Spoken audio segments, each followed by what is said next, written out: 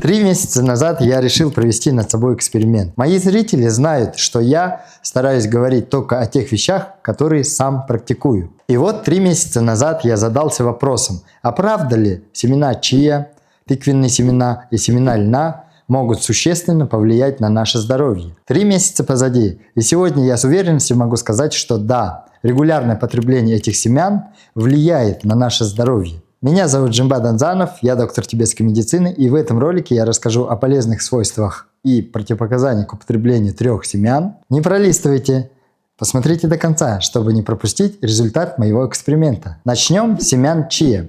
В составе семян чиа находится большое количество альфа-линоленовой кислоты, большое количество клетчатки, белки, жиры, углеводы, цинк, кальций, фосфор. Как вы можете понять, эти семена очень богатые по своему составу. Семена чиа – это один из самых лучших источников клетчатки.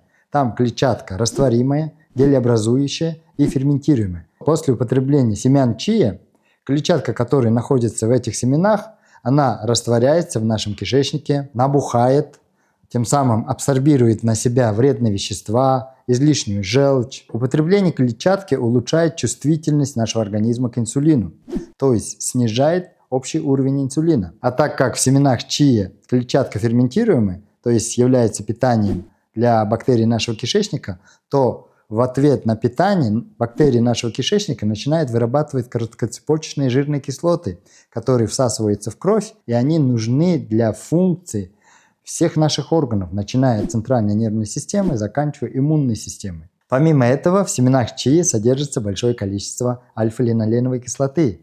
Альфа-линоленовая кислота является незаменимой жирной кислотой для нашего организма. Она не продуцируется нашим организмом, только поступает извне.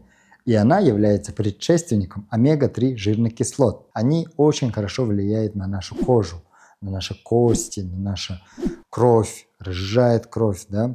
Но при всем этом семена чиа нельзя рассматривать как лекарство. Все-таки это еда. Возможно, это суперфуды, которые оказывают мощное, быстрое влияние на работу нашего организма. То, что я почувствовал на себе. Но здесь нужно иметь в виду, что мы все разные. У всех есть индивидуальные переносимости. То есть одни продукты на кого-то очень хорошо влияют, а на других не очень хорошо. Поэтому, если вы решите начать ввести в свой рацион семена чиа, конечно, будьте осторожны. Исследуйте это. Начните с маленькой порции, чайной ложки, потом доведите до столовой ложки. Но семена чиа можно употреблять максимум 2 столовые ложки в сутки. Как можно употреблять семена чиа? Я всегда говорю, что нужно все упрощать. Чем проще, чем лучше, потому что вы это будете делать. Поэтому я, как употреблял, утром добавлял в кашу 1 или 2 столовые ложки семян чиа, туда добавлял топленое масло и все это съедал. Иногда я его клал во всякие смузи, которые я иногда пью, овощные, или в йогурт, кефир, более натуральный, конечно. И самый простой. Можете взять бутылку 0,3-0,5, отлить оттуда воды немного, туда добавить 2 столовые ложки семян чиа, взболтать немного и выпить. Про какие-то особые противопоказания семян чиа я нигде не нашел. Эти семена подойдут всем, но, конечно, нужно учитывать индивидуальную непереносимость. Второй продукт – это тыквенные семена. Тыквенные семена, конечно, содержат большое количество полиненасыщенных жирных кислот. Здесь очень много цинка, магния, марганец, калий и витамины группы В, а также высокое содержание белка и клетчатки. Всего лишь горсть тыквенных семян может повлиять на работу нашего организма. Конечно, при регулярном употреблении. В тыквенных семенах много цинка. А цинк важен для нашего организма в целом, для иммунной системы, для костной системы, для синтеза половых гормонов у мужчин, для кожи. Если у вас в семье растет подросток и страдает наличием прыщей на лице, то вы можете ему давать в день горсть тыквенных семян с какими-нибудь сухофруктами и посмотрите, что будет. Его кожа постепенно будет очищаться. Особенно у мальчиков. И здесь я имею в виду возрастные изменения кожи. Но если у вас тяжелая сибарейная болезнь, здесь только тыквенными семенами не обойтись, надо принимать лечение. Также семена тыквы являются хорошим источником клетчатки. А клетчатка в тыквенных семенах нерастворимая, но ферментируемая. Нерастворимая значит Она грубая, раздражает стенки кишечника, тем самым улучшает перистальтику. Очень хорошо эта клетчатка работает против всяких запоров. В народной медицине семена тыквы применяются как глистогонное средство. В них содержится кукубитин. Кукубитин – это аминокислота, которая уничтожает паразитических червей. Как правильно употреблять? И здесь я повторюсь, ничего не усложняйте. Для того, чтобы начать употреблять семена тыквы, необходимо взять горсть семян тыквы, это 350 грамм, положите его в кашу или в любую другую еду, но растворите в жидкости не получится, в воде или в кефире и так далее. Но можете смузи с ними сделать, только до начала приготовления смузи кладете семена тыквы, все это готовите вместе со смузи и пьете. Важный нюанс. Я имею в виду только натуральные семена тыквы. Семена тыквы продаются в разных обработанных видах, жареные, солью, еще что-то. Это, конечно, очень вкусно, но они бесполезны. В отличие от семян чиа, у тыквенных семян есть противопоказания. Это всевозможные гастриты, дуодениты или язвенные болезни желудка и двенадцатиперстного кишечника. Это очень важно, потому что там клетчатка нерастворимая, она грубая, и она может раздражать слизистую, воспаленную слизистую желудка или кишечника. Третий вид семян – это семена льна.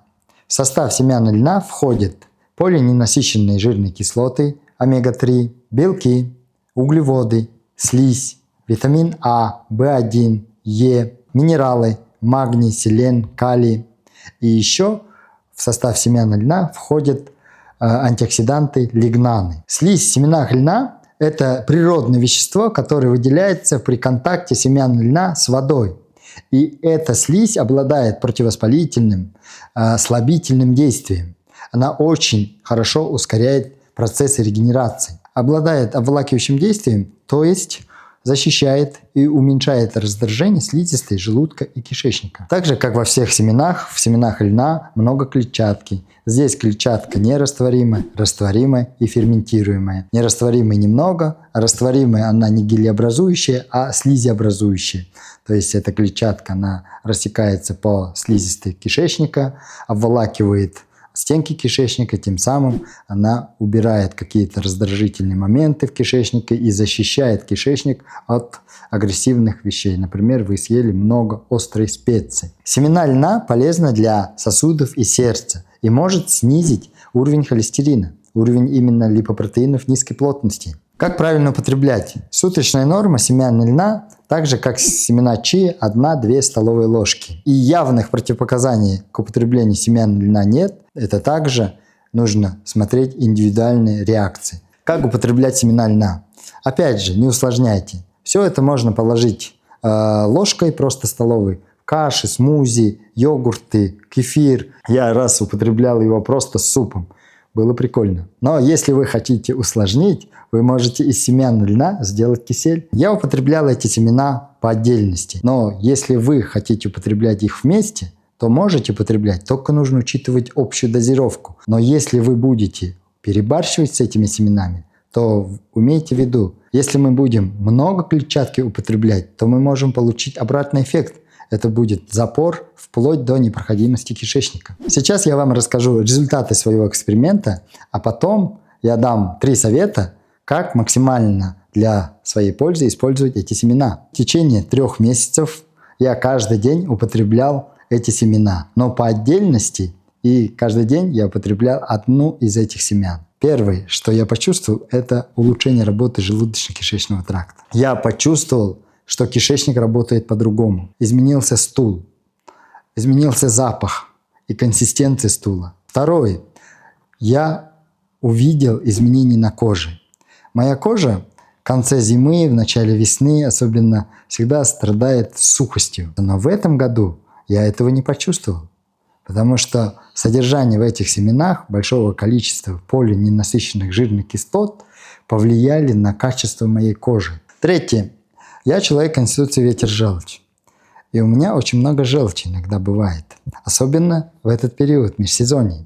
И я заметил, что употребление, особенно семян льна, очень быстро этот момент успокаивает. Просто дискомфорт убирает очень быстро. Например, в корейском ресторане съем суп с перцем чили. И, конечно, после этого тоже ощущение дискомфорта. И если я выпью стакан воды с семенами льна, это успокаивает моментально. Конечно, у меня нет таких проблем с повышенным холестерином, с инсулинорезистентностью и так далее. И этого я не могу заметить. Но если у вас есть такие проблемы, попробуйте сделать над собой эксперимент в течение 3 месяцев и посмотрите, как реагирует ваш организм на употребление этих 3 видов семян. Но здесь я хочу подчеркнуть, обратить ваше внимание, что употребление этих семян – это не повод отмены своих препаратов. Итак, как я обещал, 3 совета. Первый. Я всегда говорю, что нужно соблюдать режим питания. И когда я еду куда-нибудь в путешествиях, когда нет возможности вовремя поесть, я заметил, если я добавлю кефир более натуральный или йогурт без сахара, конечно, без сахара, эти семена, особенно семена чиа или льна, 2 столовые ложки, или просто иногда на глаз сыпал и съедал, надолго утоляет мой голод. Потому что эти семена действительно богаты полезными веществами, и в них много жиров. Они очень богаты жирами. И имейте в виду, что это калорийные продукты. Каждый из этих семян 100 грамм почти по 500-600 килокалорий содержит. Второй совет. Я в своих роликах часто говорю о том, что нужно употреблять много клетчатки в питании. И многие люди в комментариях мне пишут, что цельнозерновые продукты не всегда можно приготовить, нужно много времени, а времени нет. И не все эти крупы, они полезные или качественные, да. И про овощи тоже говорят, чтобы из овощей получить достаточное количество 30 грамм суточную потребность клетчатки, нужно там несколько килограмм овощей и фруктов съесть. Да, вы правы. Но есть же варианты. Есть эти семена, которые являются источниками клетчатки, и которые, потребляя по 2 столовые ложки или горсть, вы получаете почти половину, треть точно дневной нормы клетчатки. И 3-й совет. Это касается альфа-линоленовой кислоты и омега-3 жирных кислот. Эти жирные кислоты являются незаменимыми для нашего организма. И если у вас нет возможности есть рыбу, жирные сорта рыбы и употреблять оливковое масло, то обратите внимание на эти семена.